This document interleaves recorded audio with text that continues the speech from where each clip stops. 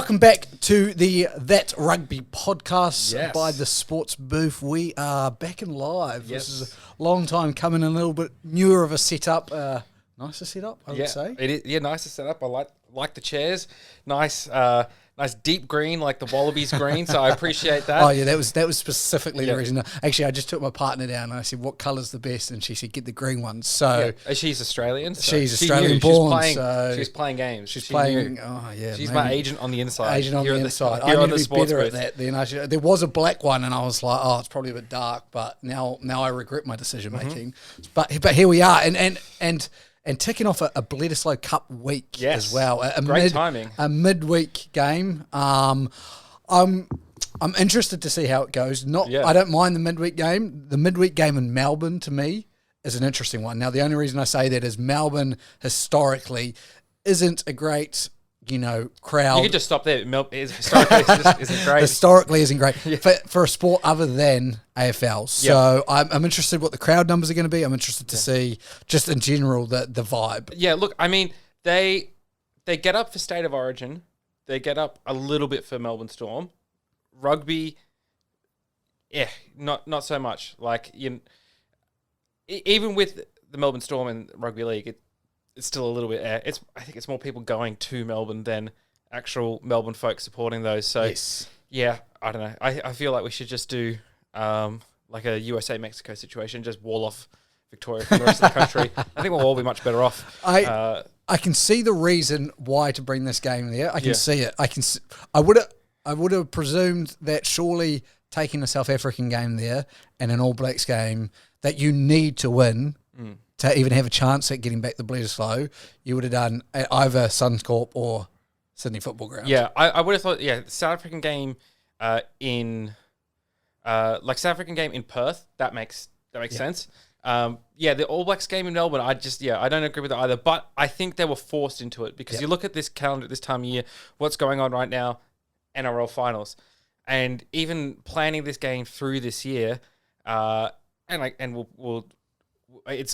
talk about it in our That Rugby League podcast as well. But who was in the top 8 for a lot of this year was Brisbane, right? Yep. So it was likely that Suncorp. It was possible that Suncorp could have been in use this week as well, and I think the NRL would have had a lot to say about trying to host another game during a finals week at Suncorp. I could see why they needed to put it in Melbourne. Yep. But I really wish they would push harder for another venue. I know Sydney's had a couple of it's obviously had a game here England in Sydney, and then the Springboks game, so they have had a couple. But I never thought I'd say this about Queensland, but Brisbane deserves another one. Surely, that's a crowd that always gets up for the Wallabies. Historically good record as well. Yeah, at the moment for the past 10 years or so. Even putting aside like the rugby aspects of it, but looking at the fans part of it, like that is a crowd that gets up for it. That'll 100%. Go to the game. Right, and so I feel like their loyalty should be a little bit more rewarded. I would have thought either a Springbok game or an England game down in Melbourne. Quite honestly, like an England game. An England game would have fizzed. There would have been enough Englishmen down there as well, sipping on some coffee and stuff like that. Yeah, exactly. So you would expect that. Victorians all think they're Europeans anyway, so we'll put the European team there. Exactly. So it is interesting, but it'll be interesting to see how it plays out. I mean, if you win and they have a good crowd, it's a masterclass. It's a great. I guess a great showing for the sport in Melbourne. And it was the only reason I kind of mentioned this as well. The Storm versus the Raiders game that was played wasn't full. And that was a elimination final series. Again, I know the Storm probably a little bit disappointing this year, but to finish 5th, you're not the fucking Warriors. Yeah. I mean, so I look at that and I go, there has to be something there where you look at Melbourne and you go, is this the right time? The AFL's on, and I mean, admittedly, Sydney Swans are in a great position to even fucking take that out, so that would be huge. But I just go, this was an opportunity. If you're going to do a midweek game, and I just see like the Sydney Football Ground or Allianz as it is now, just there, and then rolling into the weekend of league, it just seemed really right to me. And I just thought, I saw another video recently rolling around out at the Olympic Stadium of a Bledisloe Cup game there, full stadium, 80,000. I'm like, I know rugby's on a slight downturn. Could you have imagined if you'd even cut a whole lot of price tickets and managed to fill out a Sydney Olympic Stadium for again, it was a bit probably out of the range, but I mean, I guess just for me geographically, the Olympic Stadium is easier to get to, so I probably would have considered going to that game. Like, whereas ones at the Sydney Football Stadium, it's just such a hassle to get to for me, just where I live. And this is not an overarching comment. This is just a personal comment. I know for most people, the Sydney Football Stadium is probably easier to get to. Yep. But one thing I will say about the Olympic Stadium is that there is better parking, and that is a big consideration for a lot of Aussies. Is parking and getting to the games, especially with. This is a weird thing to bring up on a sports podcast, but with a lot of the train strikes that have been happening in Sydney recently, public transport's just so unreliable. And there's even been news segments about it this week with all the finals that are going on and talk of the strikes coming back again. It's like people can't rely on public transport. They need to rely on their own vehicle to get there. So that is one thing that the Olympic Stadium has over the football stadium and things like that. So, yeah, look, if there had been a game at the Olympic Stadium, I would have considered going. I went to a game at the Olympic Stadium this year, which was the Drags versus the Rabbitohs. Yep. So it's just better for me to get. I guess my thing with the Olympic Stadium, especially if you fill it out, it's an amazing venue. Yep. If it's 10% full, which it is for 90% of the NRL games that get played there, it's a little bit disappointing. Yeah. But I mean, that would have been in the calculations, I imagine, there with Aussie Rugby. Like, we just sold out Allianz. Could we have done that? Maybe not, but I just think that would have been. I think because these deals get done so far in advance, it makes they were probably projecting off COVID numbers and things like that.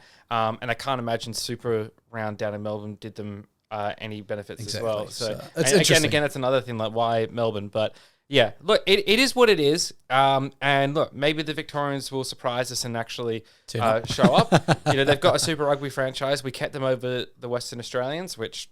The Force just seem, fans and players just seem way more passionate about it than the Rebels do, but I would have kept the Force, but is what it is. They're back now, so that's good. Look, it is what it is. I guess, well, to get to it now, let's talk about the game and the teams and the preview of the game. Let's talk about the All Blacks first, because that's probably the easier one to not a lot of changes, no. Yeah, I mean, copy, Control C, Control V with a little backspace in there because Ardie Sevilla obviously ruled out. I think it's his third child on the way, so didn't travel with the team, which is all right. I mean, inspirational leader on the field. You would think by child number 3, though, he's like used to the magic of childbirth. He's like, I can miss this one.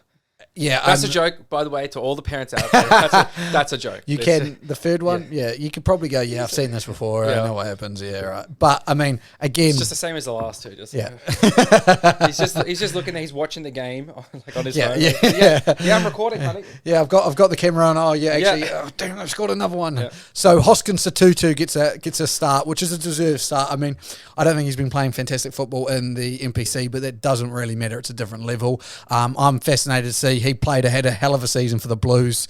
So it's good.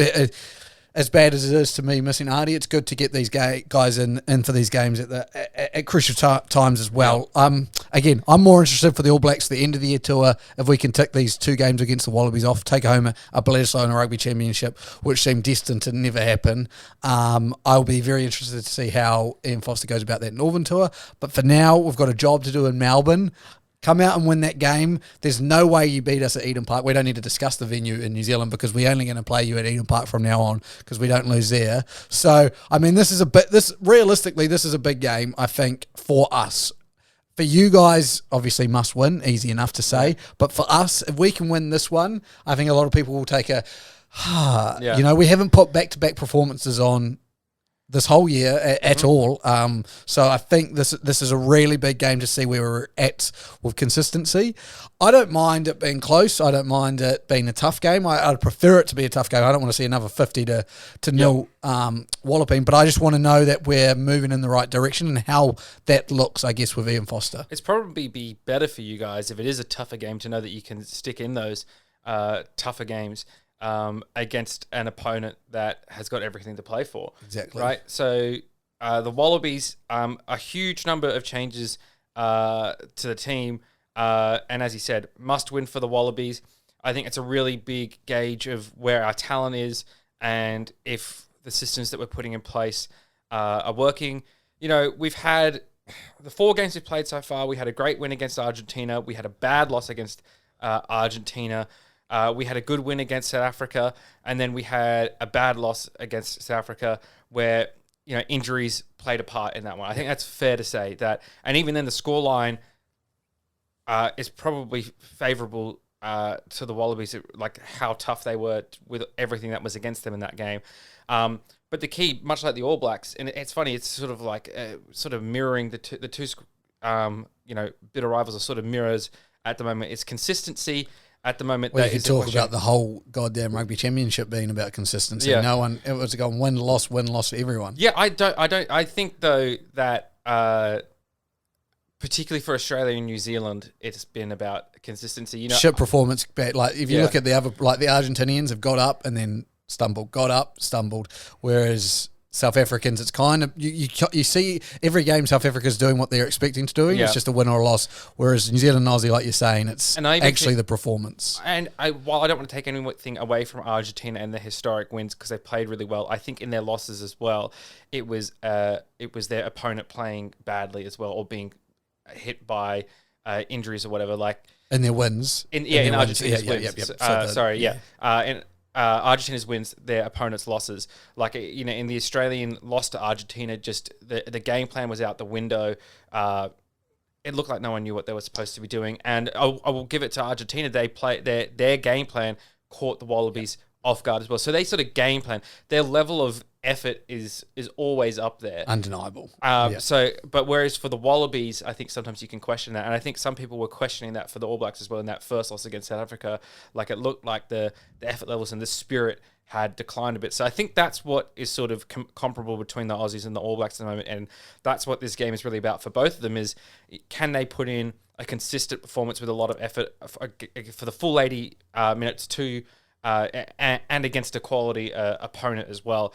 You know, for New Zealand to be 2 weeks in a row, for Australia, it's the ability to do that against the All Blacks to pick themselves back up. And there's been a number of changes in the squad, mostly forced, some not forced. Now I've got the full Wallabies team list here, and I'm going to run through it. Yeah, and I mean, we touched on this last week before as you get it up and stuff, about some of the changes and positional play. So I'm going to be interested to ask you a couple more questions as well after you read it out. So, front row, James Slipper, captain, no change.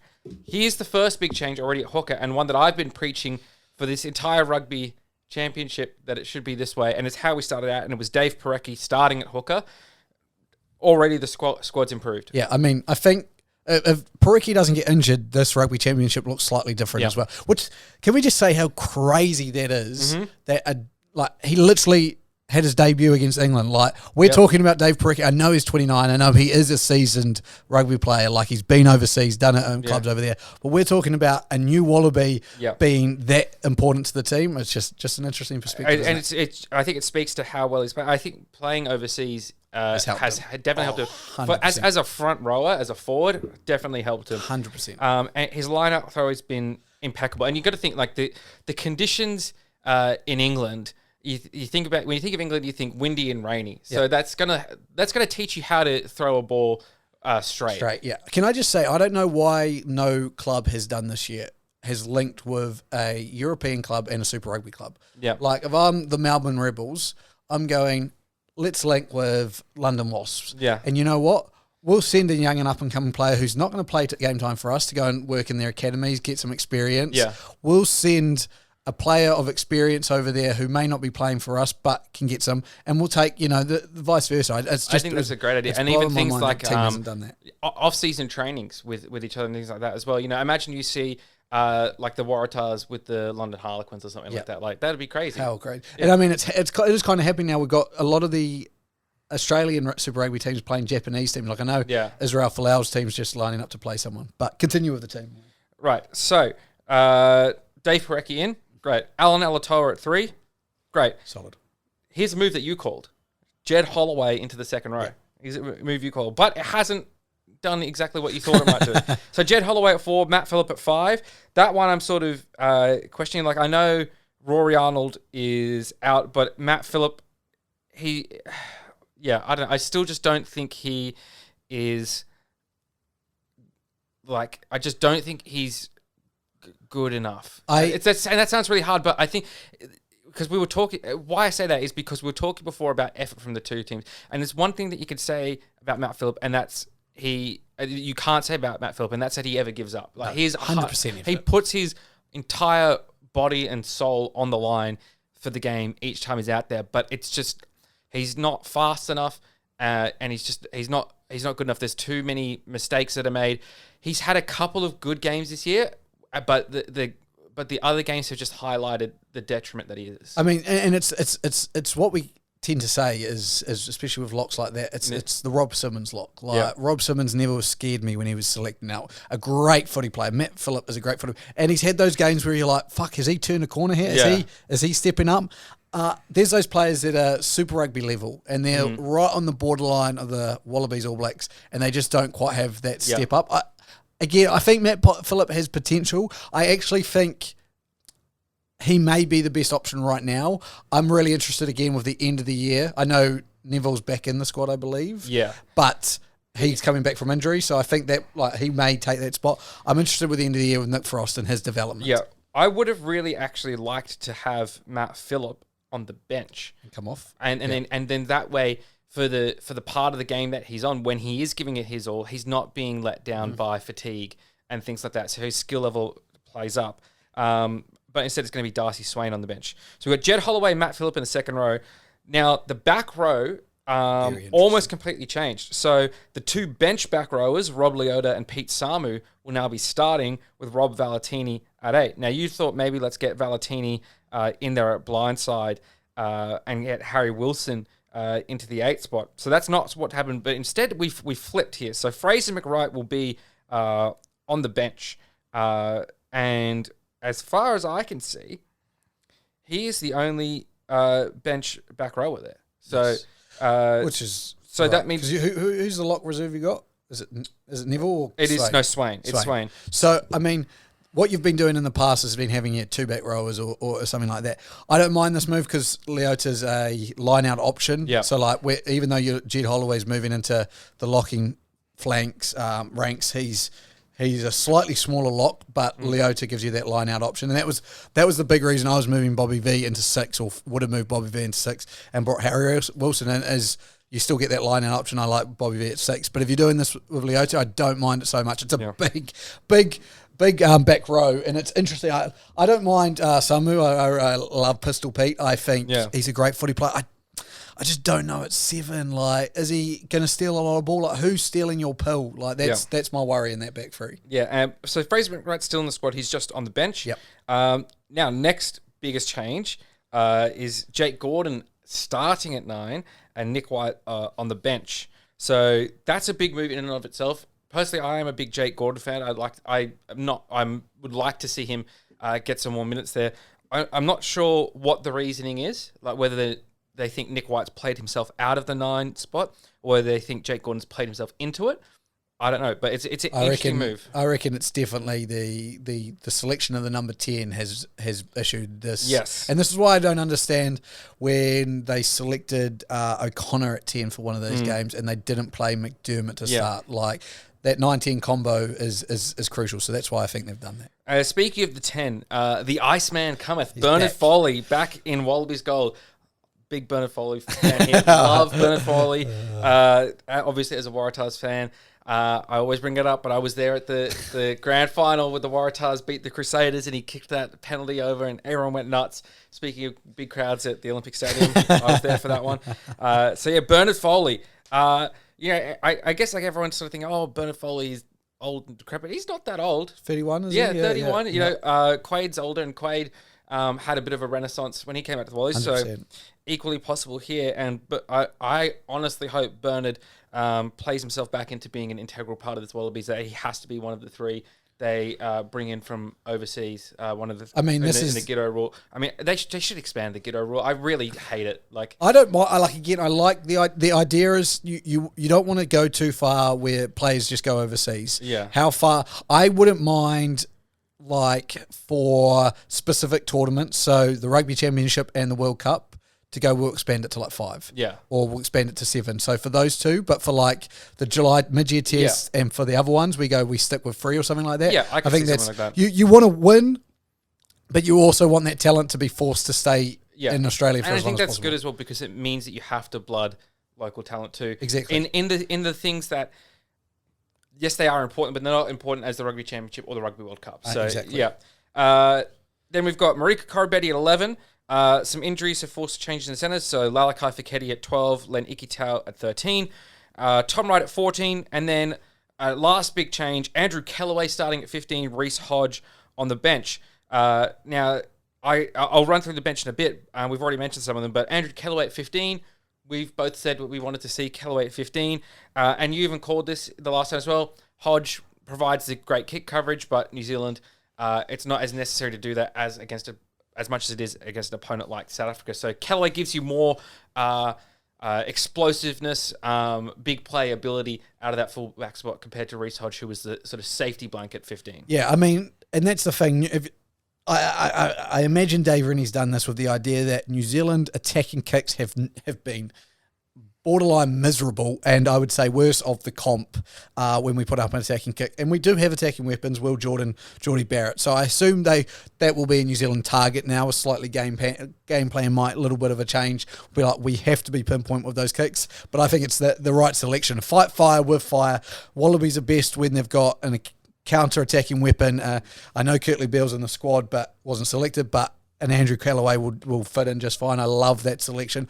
I hope that this game for Kellaway can push him into greater things, especially for the Rebels. I think he could be a 15, and you've got Bataya, who one of those 15s, and Will Jordan can play 15, but also when you put him on the wing, will not miss out. So I like that decision. We discussed it last week with Hodge and stuff. I think that's the best way to go about it. So looking at the squad change, looking at the squads from South Africa game 2 to New Zealand game 1. So I'm just checking the centres here. So Ikitau. Basami was started. Yeah, so there's 8 total changes. Yeah. So more than half of the starting 15 is different this game compared to game 2 against South Africa. So obviously a lot of big changes, some forced, but some coaching decisions, which I like. That squad wasn't the squad to get it done against South Africa, and I don't think it was going to be the squad to get it done against New Zealand.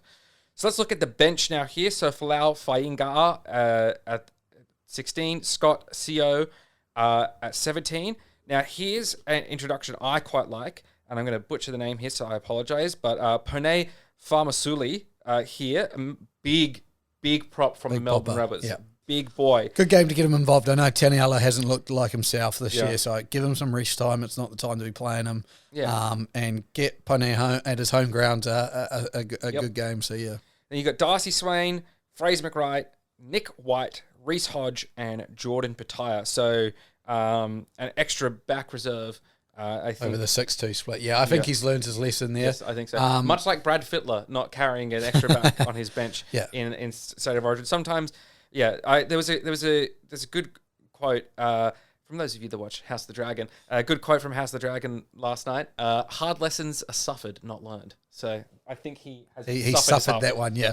Again, I understand the thinking at the time. It had worked the week before. Yeah. You needed a big 4-pack against a big 4-pack. But, yeah, he's learned that one. And the fact that Reece Hodge can slot into 10 if Foley was to, unfortunately, have some form of injury. But, yeah, I mean, I feel like it's really interesting going into this game, and you normally look at Wallabies All Blacks games and you go, it's going to be one on the backs. This is going to be one on the forwards, I think. Whatever forwards team dominate. I actually missed out a squad member because there was a change as well. Because Scott Barrett's gone into 6 because Frizzell's out. And then into lock as Brodie Retallick. It's not a big change, a forced change. Well, they're both pretty big, so it's a big change. And it is. Brodie Retallick looked like he wanted to eat some Argentinians up when he came on the field. So I think he's finally back healthy. He is absolutely rip-roaring to get into it. So I'm excited about that. But I think whatever 4-pack can set the right platform. Yeah. Our backs, again, I still think the All Blacks have been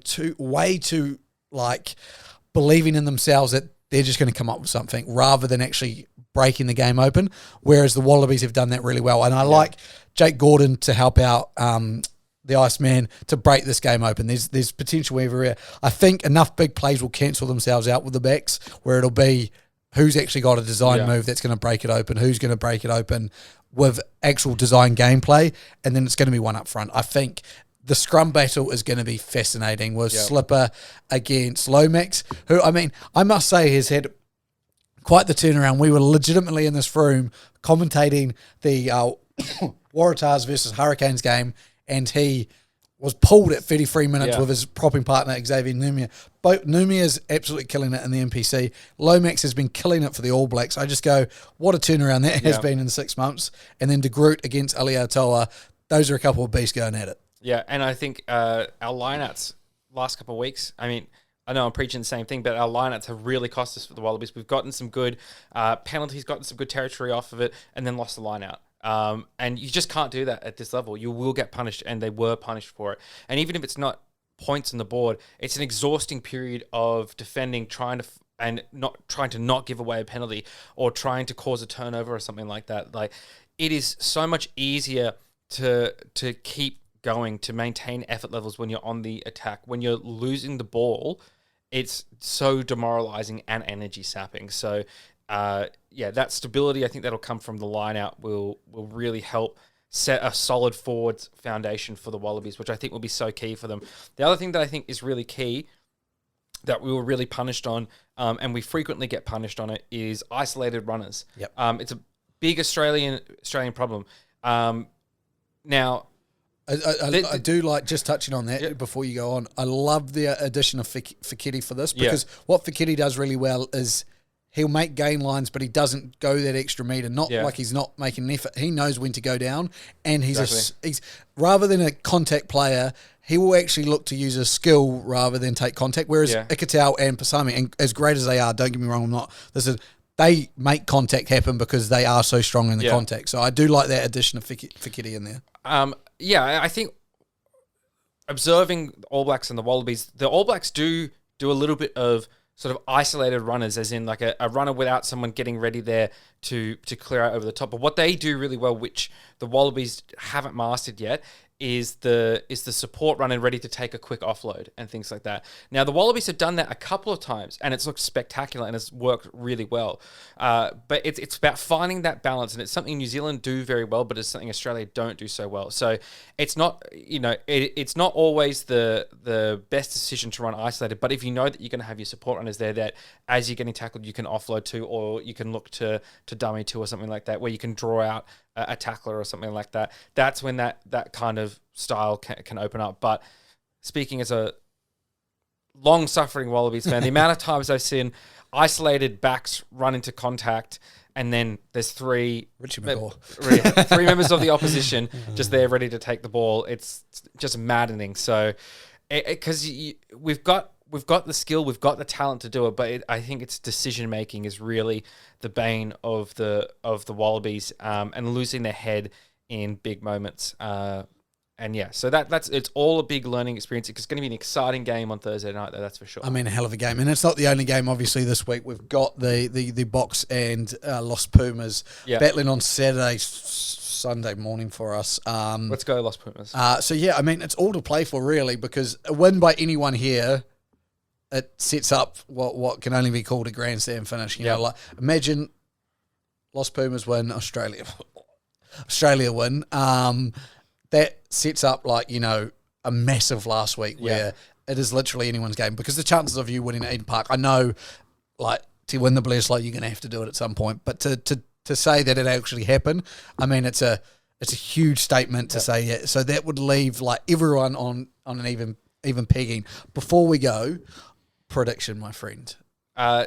Before the prediction, a reminder for everyone that, just to make sure that this is on record, that Luke voluntarily made the vow, because it's not a bet, because I don't stand to lose anything. He just made a promise, completely. I'm so confident, completely unbidden by me. But if the Wallabies do regain the Bledisloe Cup this year, Luke will get Ian Foster out. I'm actually going to change it to Ian Foster in, because I feel like that. I don't want to be supporting someone losing their job. I'm not one for that. So I'll get Ian Foster in tattooed for me to remember the guy that lost us the Bledisloe, and that I want him to keep his job. And remember, I never said he needed to do this. I didn't say. The only question I asked was if the Aussies win the Bledisloe, is that enough for you to hop on the Ian Foster out train? And you were that adamant that you were going to win that you volunteered to get a tattoo. Still that adamant. That's fine. But I just want to say that I just want to put it out there that we're not calling for someone to lose their job or to have it tattooed on you that someone will lose their job. So I'm absolutely fine for you to change it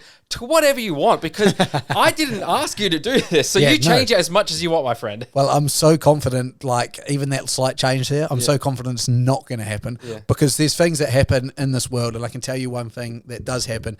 The Bledisloe stays in New Zealand for the past 20 years. All right. We haven't lost to the Aussies at Eden Park in I think it's like 40 odd years now. So I'm pretty fucking confident that A, we're going to get the job done on on Thursday in Melbourne, and B, will be a 2-0 victory. But your prediction for game 1 on Thursday? Like a score line. Oh, God. I can give you mine now, so I can, and then I can explain it, so why you can think, because I've shot that upon you.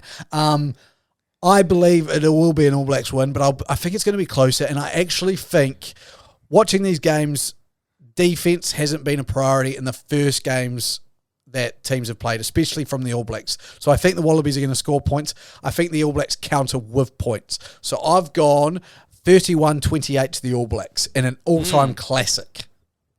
Right. I think I'm probably getting a little more conservative than you in this regard. I'm going to go, let me just do my mental calculations here. You got to think, carry the free, take the 7, Foley kicking, not no Lacida, so... I think it will be... Australia win. I'd hope you'd pick that, but... Yeah. And I think it's going to be 19-17. Oh, so a tight one, but like 19-17. Like an arm Bern wrestle. Foley kicks the winning penalty. That's my prediction. Arm wrestle. It is an arm wrestle. I predict the Aussies will score 2 tries, convert 9 of them because they'll be out wide, kick 3 penalties to win. New Zealand will score 2 tries under the post, convert them, and kick a penalty for the 17. Alrighty, there you go. Our predictions for the Bledisloe Cup Game 1 that is on. This is coming out tomorrow, so on tomorrow. Yeah. So Thursday for all you Southern Hemisphere. Well, not necessarily Southern Hemisphere. All you oceanic peoples. I can't let you go, though, Luke, without mentioning something else that happened this week. The Triple Crown of the Rugby Sevens, the Australian women's. Jesus Christ. The Triple Crown. Who did they beat for the title again? It's deadly, it was at 2 2-point losses in the for the most recent one, and then that sucks. I don't often go the ladies. I don't often like losing to the Wallabies or Wallaroos or whatever the Sevens teams are called. And our team I would consider pretty good, but those are some golden girls you have. And that is a World Cup very thoroughly deserved. They're just the level of skill that they play with, like some of those passes they throw out there. You look at some NRL passes and the fantastic passes so well, but you look at like your average NRL player. These Golden Girls were passing better than your average NRL player. Oh yeah, they were passing better than any sub-rugby player I've ever seen in my life. So, other than myself, obviously. But no, they were fantastic. Possible. You just carry yourself. Sell dummies like there's no ends. Yeah. So I mean, congratulations to the Golden Girls. I will say that. But yes, for the men, on the other hand, we came second again. So not a lot to write home about. We lost to Fiji. It is hard. I've come to accustomed to becoming second recently in sevens because we haven't won a lot. Now, I must say, I feel a little bit better about the asterisks we can put next to your men's sevens title. The reason I say that is we didn't play half the year. South Africa still the bottle jobs of all bottle jobs as they lost to Ireland at a home Rugby Sevens World Cup. So, yeah, I think there's an asterisk to go Asterisks there. all you like, mate. COVID. All righty. That is us for today. Thank you for joining us on that rugby podcast. A bit of a Bledisloe Cup preview. We'll be back again next week to run through that famous Bledisloe Cup All Blacks victory that we get in Melbourne. See ya later. Peace.